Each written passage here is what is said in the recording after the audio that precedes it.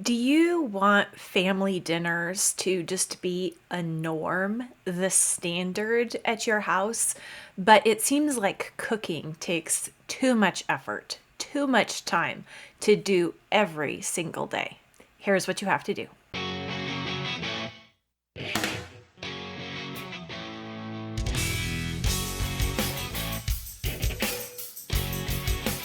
Hi, I'm Mystie Winckler from Simply Convivial, homemaker, homeschool mom, and author of the book Simplified Organization, Learn to Love What Must Be Done. In this series, I've been talking about how to make dinner easier and faster so that you can make family dinner time a regular, standard occurrence in your home.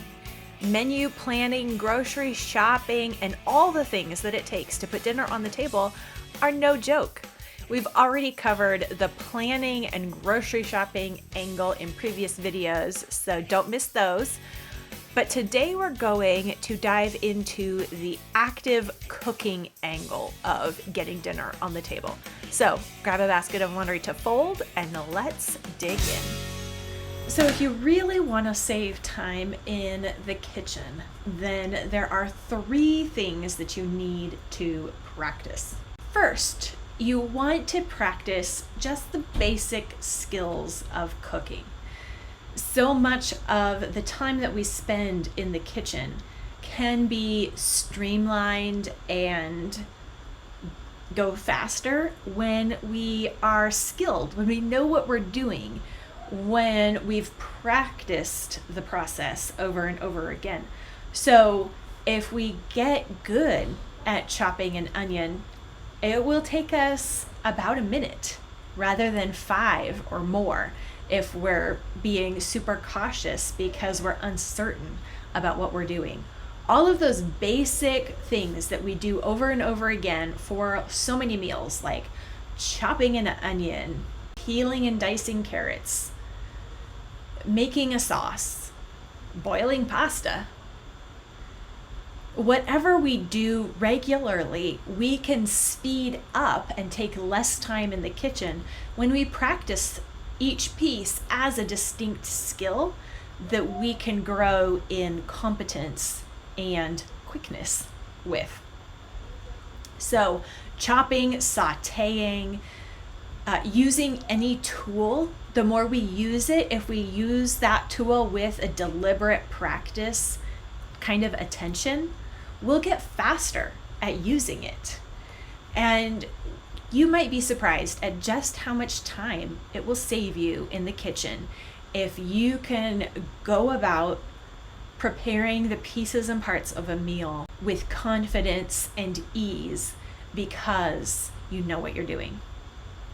So first off, practice the basic skills of cooking: chopping, sauteing, mixing things up.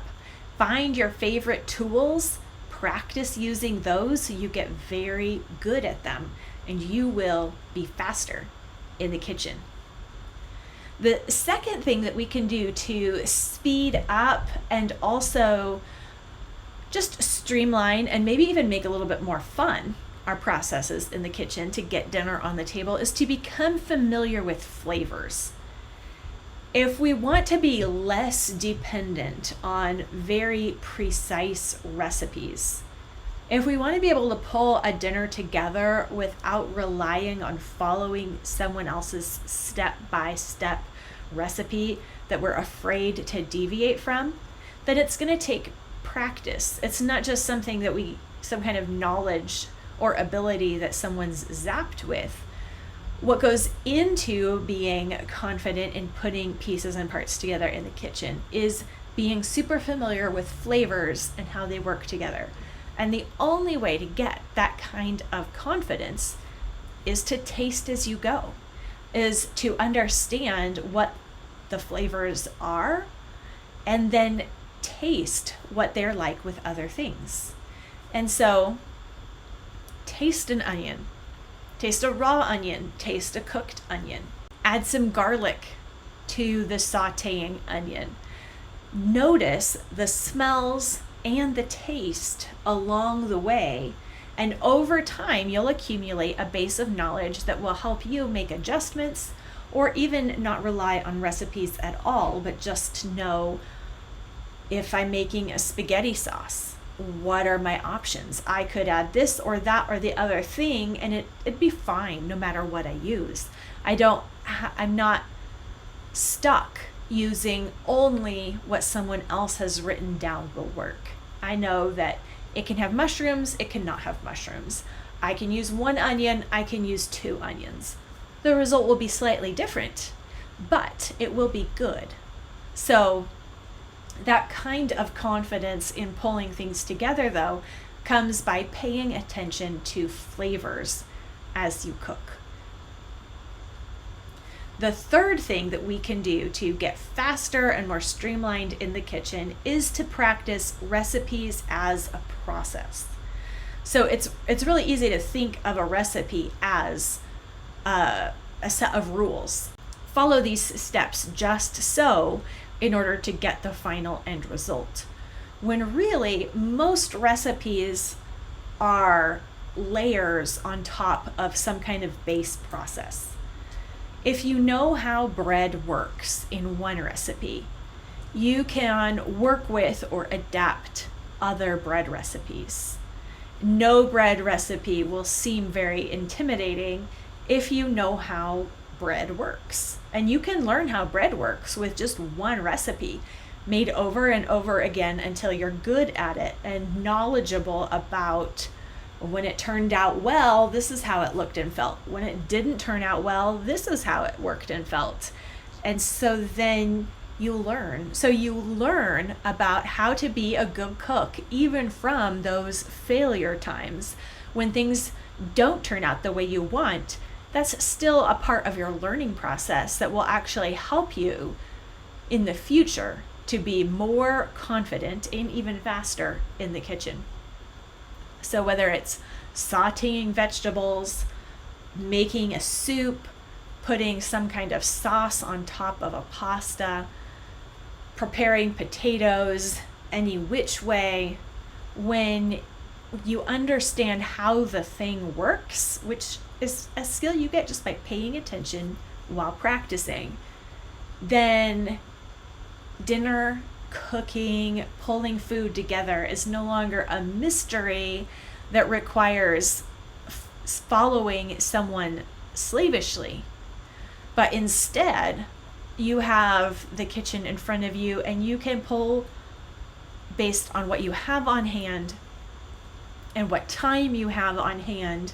You know what you're doing. And so you can make judgment calls to streamline this or skip that or add this other thing that you have. And suddenly you are now in charge and making your dinner prep fit the time and the resources that you have, rather than you having to adapt yourself and buy particular items just so you can follow this particular recipe and that particular setup. It might sound like these things will take extra time, and in a way, they don't really take extra time because you're going to be making dinner anyway. But it does require you to pay attention for a time so that your mind and your ability to make decisions are freed up later.